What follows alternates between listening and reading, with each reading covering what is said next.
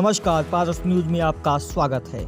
आइए आज आपको डूडा परियोजना अधिकारी से बात करवाते हैं, जो कि 22-23 में लाभार्थियों को क्या क्या लाभ मिला और 2024 में कौन से लाभ मिलने का आसार है, उसकी बात करवाते हैं और मिलते हैं डायरेक्ट परियोजना अधिकारी यामिनी रंजन जी से।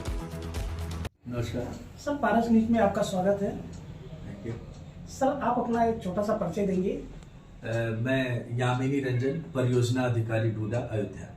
सर, डूडा में आप जो है परियोजना अधिकारी हैं और यहाँ पर कौन कौन सी योजनाएं चल रही हैं? देखिए, हम लोग का सबसे महत्वपूर्ण एक योजना है प्रधानमंत्री आवास शहरी योजना, जिसके अंतर्गत हम लोग जिसका 3 लाख से कम आय है, पति पत्नी और अविवाहित एक परिवार हम मानते हैं उनको, और दूसरा नगर निगम सीमा अंतर्गत उसका निवास हो और जमीन के कागजात हों, भू स्वामित्व अभिलेख में रजिस्ट्री और खसरा खतौनी और आधार कार्ड और यहाँ का जो भी उनके पासबुक है, और ये जो है आधार कार्ड, उनका जो है आधार कार्ड से मोबाइल लिंक हो और national payment corporation of India के वेबसाइट पे मैपिंग हो, उनको लाभ दिया जाता है। सर, ये तो आपकी हो गई डॉक्यूमेंट और उनकी पात्रता का हो गया, क्या क्या चीज़ उनको चाहिए। दूसरी चीज़ ये सर, कब से अभी तक आपके यहाँ लास्ट आवास जो आवंटित हुए हैं कितने हुए और कितने फॉर्म आपके यहाँ अप्लाई हुए हैं जो कि अभी पेंडिंग में है? देखिए, अभी हम लोग जिस पे काम कर रहे हैं, जिस आंकड़े पे 18,600 हम लोग जियो टैग कर चुके हैं नॉट स्टार्टेड का, जिसमें हम लोग 18,448 लोगों को फर्स्ट पेमेंट दे चुके हैं और हम लोग जो सेकेंड 17,444 लोगों को सेकेंड किस्त मतलब 1.5 लाख दे चुके हैं और थर्ड पेमेंट हम लोग 13,600 को दे चुके हैं। सर, अगर इसको हम लोग थोड़ा सा स्पष्टीकरण कर दें कि ये किस वित्तीय वर्ष में 2022-23 का है या 21-22 का है, तो ज्यादा जो है प्रभाव होगा। आपका बहुत अच्छा क्वेश्चन है। आपने बताया कि हाँ जितने आपने नहीं, कोई अप्रॉक्स नहीं है हमारे ये पोर्टल पे, आपको कभी भी मेरे पोर्टल पे जाएंगे तो आपको दिखेगा। सर, बहुत बड़ी विडंबना अपने इंडिया में ये है कि सभी लोग पोर्टल के बारे में जानकारी नहीं है, तो इसलिए आपके अगर जो है मुखों से आप बताएंगे तो जनता को ज्यादा जो है समझ में भी आएगा, क्योंकि चैनल और टीवी तो लोग सभी लोग देखते हैं। जी, बहुत अच्छा।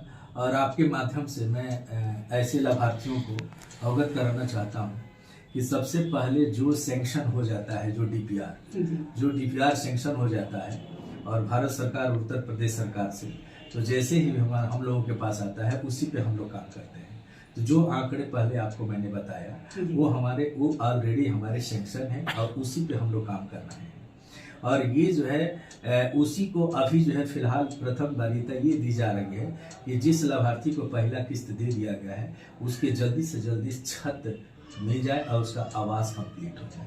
और जहाँ तक आपका क्वेश्चन है कि बहुत सारे ऐसे लाभार्थी हैं जो छूटे हुए हैं, तो मैं उनको ये कहूँगा कि फिर मैं आपको बताना चाहूँगा कि ऐसे लाभार्थी अपने आधार कार्ड को मोबाइल से लिंक कराएं और लिंक करा करके खाता खुलवाएं, आधार कार्ड बेस्ड, आधार नंबर बेस्ड अकाउंट खुलवाएं और national payment corporation of India के वेबसाइट पे मैपिंग कराएं। ऐसे लोग करा करके रखें और जैसे ही हमें आदेश मिलेगा, इनका कंप्लीट हो जाएगा डॉक्यूमेंटेशन और जैसे ही इनका डीपीआर बन जाएगा ऐसे लोगों का, पुनः हम नए लाभार्थियों को हम लोग लाभान्वित करना शुरू कर देंगे। अच्छा सर, एक आवास के बारे में आपसे आखिरी जानकारी ये चाहते हैं कि अगर 2022-23 या 23-24 में आपका कोई नया टारगेट आया जो कि आप अप्लाई करवा रहे हैं या पुराने जो आपके फॉर्म पड़े हुए हैं?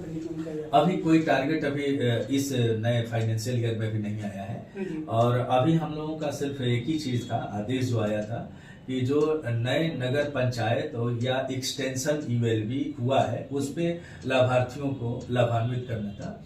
तो उस पे हम लोगों ने आपके प्रश्न के माध्यम से जनता को ये भी अवगत करना चाहते हैं कि जैसे रुदौली के एक्सटेंशन का हम लोगों ने लगभग 700 के आसपास वहाँ पे लाभार्थियों का हम लोगों किया और सैंक्शन हुआ, उस पे हम लोग कार्रवाई कर रहे हैं। इसी तरह से सुचितागंज का 575 है, उसी तरह से कुमारगंज का है और माँ कामाख्या का है, जो हम लोग नए नगर पंचायतों में आवास हम लोग दिए हैं और ये कार्रवाई कर रहे हैं। धन्यवाद। आवास के बारे में आपने जानकारी दी, बहुत धन्यवाद सर। और दूसरी चीज आप क्या, एक ये आता है कि आजीविका मिशन के बारे में तो आज आपका मिशन क्या है सर, जो आपके विभाग द्वारा संचालित किया जा रहा है? ये एनुअलम के अंतर्गत आता है। ये एनुअलम दीनदयाल अंत्योदय राष्ट्रीय आजीविका मिशन के अंतर्गत ये आता है, और इसके अंतर्गत हमारे जैसे कि जो शहरी गरीबी जनसंख्या है उनको हम लोगों के माध्यम से, सरकार के महत्वाकांक्षी योजनाओं के माध्यम से रोजगार मुहैया करके और आर्थिक रूप से स्वावलंबन करते हुए सामाजिक विकास का कार्य किया जाता है।